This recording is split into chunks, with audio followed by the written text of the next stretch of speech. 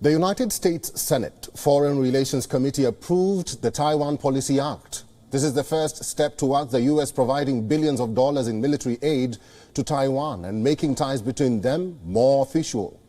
The Taiwan Policy Act will let Washington provide $4.5 billion in security assistance to Taipei over the next 4 years. It also gives Taiwan $2 billion in loan guarantees to buy U.S. weapons. It also allows the U.S. to impose sanctions on China if Beijing uses force to try and seize the island. The act is considered the biggest change in the U.S. relationship with Taiwan and China. The bill received bipartisan support in the United States Senate committee. However, it still has to be cleared in full by the U.S. Senate and House. The White House has not said whether President Joe Biden will sign the bill, but strong support may allow Congress to override any potential veto. Speaking about the act, Democratic Party Senator Bob Menendez said that while the U.S. did not seek a war or heightened tensions with Beijing, the country needed to be clear-eyed. He said, "We are carefully and strategically lowering the existential threats facing Taiwan by raising the cost of taking the island by force so that it becomes too high a risk and unachievable."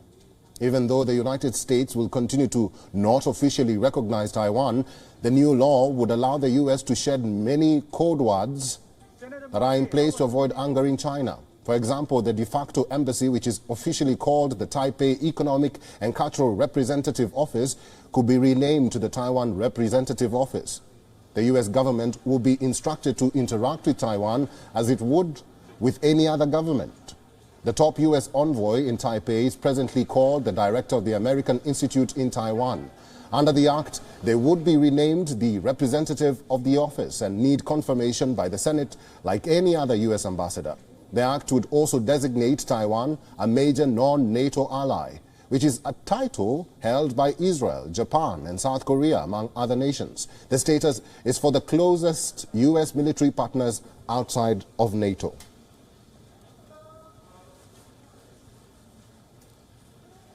And for more on this, our correspondent Susan Tehrani is joining us live from New York. Hi, Susan. Many experts say that the United States arming Taiwan could provoke or even anger China and might even disrupt the planned meeting between President Biden and Xi Jinping. What is the White House saying about the fault lines?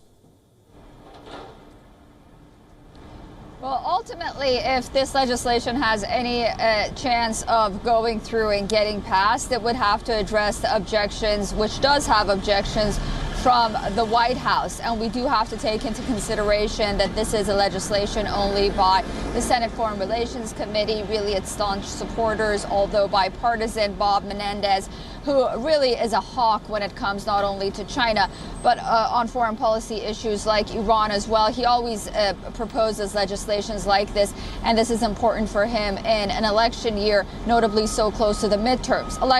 Legislations like these passing in the final days before an election, again, is very slim. But again, symbolically, yes, it is very important that they did put this forward, and it is, the theatrics of it is very important. Let's just go through what it really does entail besides that big headline that it says the $4.5 billion that it wants to grant over 4 years to Taiwan that has really rattled China. The Policy Act also calls for the U.S. to, quote, engage with its democratically elected government of Taiwan, that is, as the legitimate representative of the people of Taiwan, and affirm that the president's power to levy sanctions on Chinese officials and financial institutions involved in the actions against the island.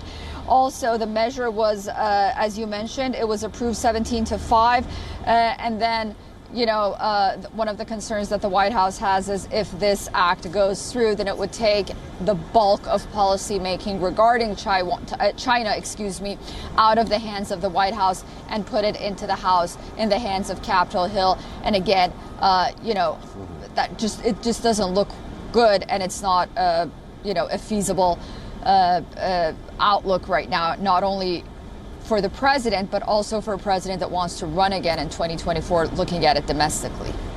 Right. Live from New York, WION correspondent Susan Tehrani, thank you.